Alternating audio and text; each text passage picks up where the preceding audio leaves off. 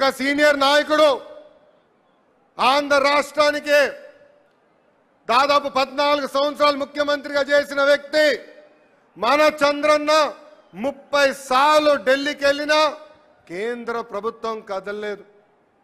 కరెక్ట్గా 4వ సంవత్సరం వస్తే ఇతర రాష్ట్రాలకి ప్రత్యేక హోదా ఇచ్చి మనకి నమ్మక ద్రోహం చేశారని ఈ సభాముఖం మీ అందరికి తెలుస్తున్నాం.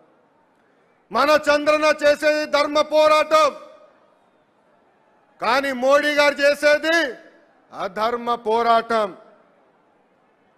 మనం ప్రత్యేక హోదా గురించి అడిగితే ఎప్పుడో బాబ్లీలో జరిగిన అంశం తీసుకొచ్చి మన ముఖ్యమంత్రి గారు కేసులు పెట్టి ఈరోజు ఇబ్బంది పెట్టడానికి ప్రయత్నిస్తున్నారు.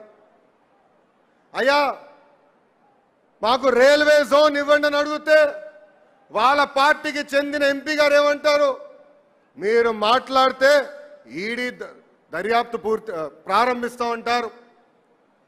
అయ్యా కడప జిల్లాకి ఉక్కు ఫ్యాక్టరీ ఏదని అడిగితే అది ఇచ్చేది లేదు, మీ పైన సిబిఐ దర్యాప్తు ప్రారంభిస్తామంటారు.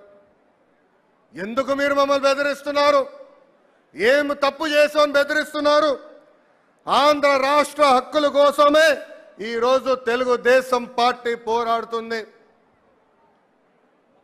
ప్రధానమంత్రి గారు ఆనాడు అమరావతికి వచ్చి ఒక మాట అన్నారు, ఢిల్లీ కన్నా అద్భుతమైన రాజధాని ఏర్పాటు చేస్తానని. ఆయన ఇచ్చిందంతా 1500 కోట్లు.